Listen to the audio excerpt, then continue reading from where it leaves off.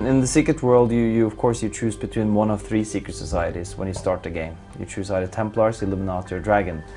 And it's really important for us to make that experience feel different based on your secret society. This is a choice you make for life. You can't undo it. So of course you want to know that this means something, that when you made the choice, it's the right choice.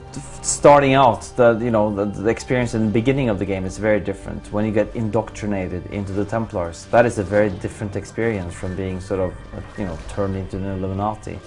All of the start of the gameplay is going to be very different.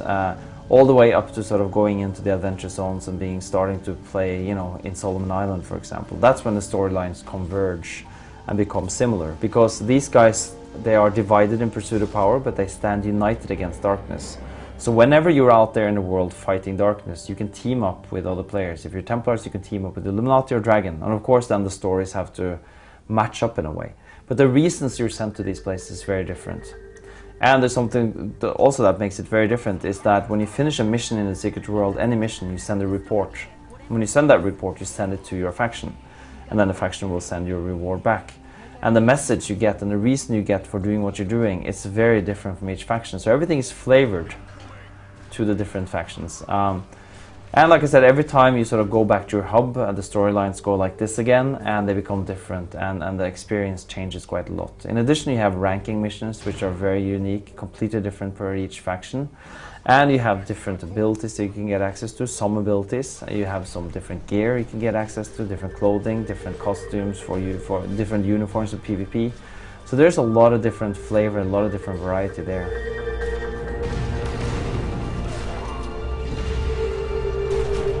You can trade in the secret world. You can trade pretty much anything, and this is where crafting and player economy comes in. We haven't really revealed much about crafting yet, so that's something we're going to do later, hopefully very soon.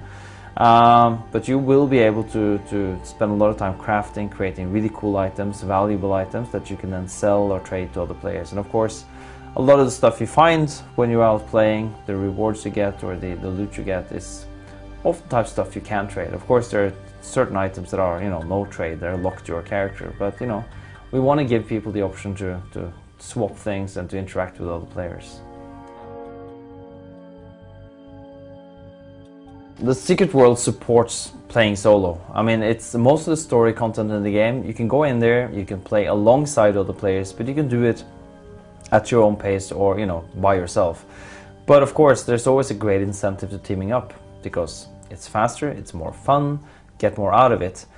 But of course there is always sort of that challenge of getting people to team up in the first place, because sometimes the people are sort of like, oh, I'm not sure, I don't know anybody, I don't want to team up. So a lot of the missions that you guys were able to play today during the hands-on, for example, are missions where certain objectives, certain tiers allow for other players to come in and join in without being teamed up with you.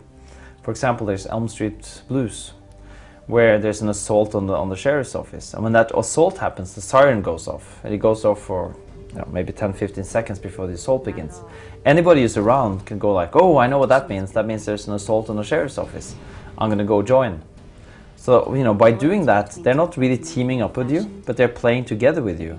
And we're making that really sort of easy, making it feel like, not something you have to stress out about. You can just like accept their help and then play alongside them for a little bit, and then you can leave and go and do your own thing.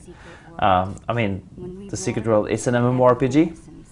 It is all about the massive multiplayer setting. It's definitely not a single player game. It's definitely not a game that you're supposed to play entirely by yourself. But we support that, if you want to do it. We just make it really easy for you to, find people and to play with people. Age doesn't matter when the cause is timeless.